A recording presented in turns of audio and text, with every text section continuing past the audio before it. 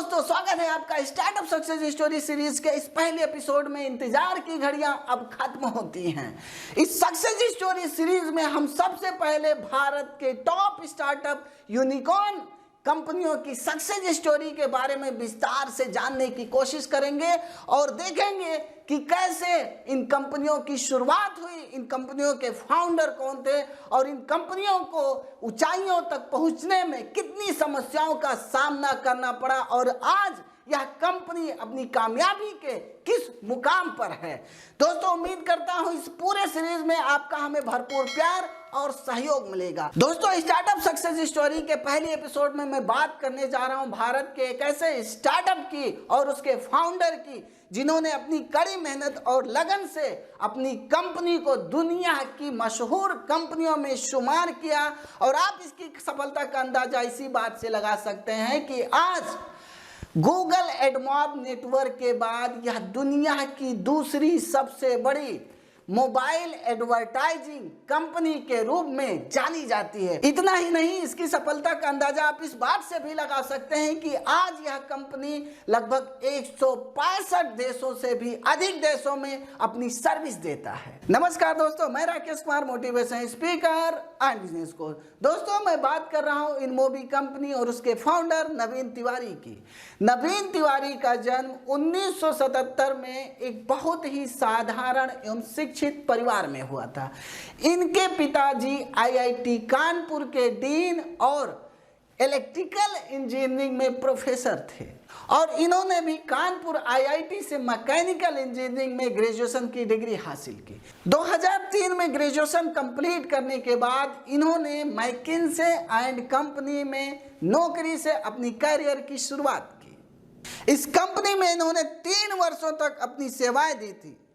इन्होंने अपने करियर में कई टेक कंपनियों के टॉप मैनेजमेंट के साथ काम किया और फिर venture capital firm Charles river ventures में भी अपनी सेवाएं दी, जिसमें वो भारत में निवेश की रणनीति तैयार करने का काम किया करते थे। वर्ष 2005 में नवीन तिवारी ने हार्वर्ड बिजनेस स्कूल में एमबीए की डिग्री के लिए एडमिशन लिया। दोस्तों, इन्होंने अपनी एमबीए शिक्षा के दौरान ही भारत के लिए कुछ करने का निर्णय लिया और इसके लिए इन्होंने इंडिया स्कूल हाउस नामक एक एनजीओ की स्थापना की और इस एनजीओ का मुख्य उद्देश्य रहा, जो आज भी काम कर रहा है, वह रहा है भारत के सरकारी स्कूलों के लिए फंड जुटाना। लेकिन दोस्तों, नवीन तिवारी यहीं पर रुकना नहीं चाहते थे, वह कुछ और करना चाह रहे थे। यही कारण रहा इन्होंने अपने एमबीए के दौरान देखा कि जितने भी एंटरप्रेन्योर्स और बिजनेस लीडर्स हैं वह भी हमारी आपकी तरह एक इंसान ही होते हैं और इन्हीं बातों से यह काफी प्रेरित हुए, जिसकी वजह से यह खुद को एज ए एंटरप्रेन्योर्स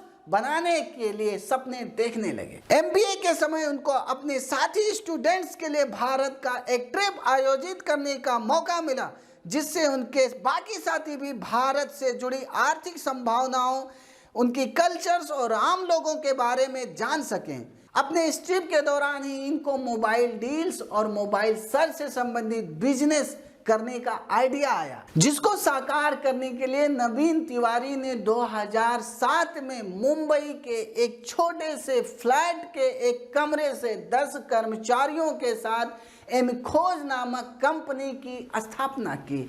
शुरुआत में इस कंपनी का काम एसएमएस सर्विस से संबंधित था, जिसके लिए इनको फंड की जरूरत थी। दोस्तों, आपको जानकर आश्चर्य होगा, यह 4 महीनों तक कई निवेशकों के पास गए, लेकिन अंततः चौथे महीने में इनको 5 लाख का फंड मिला और जिसकी बदौलत इन्होंने अपनी कंपनी को आगे बढ़ाया। इसके बाद वर्ष 2009 में इन्होंने अपनी कंपनी का नाम बदलकर इनमोबी कर दिया और 2011 तक आते आते यह कंपनी लगभग $1 बिलियन की कंपनी बन गई। लेकिन दोस्तों, इस मुकाम तक पहुंचने से पहले इनको इतनी संघर्षों का सामना करना पड़ा। आप इसी बात से अंदाजा लगा सकते हैं कि यह निवेशकों के आगे पीछे घूमा करते थे, क्योंकि आज की तुलना में पहले निवेशकों से फंड लेना बहुत ही मुश्किल भरा काम हुआ करता था। भारत में भी अच्छे सॉफ्टवेयर बनाए जा सकते हैं, इस बात का विश्वास विदेशी निवेशकों को दिलाना सबसे बड़ी चुनौती हुआ करती थी, लेकिन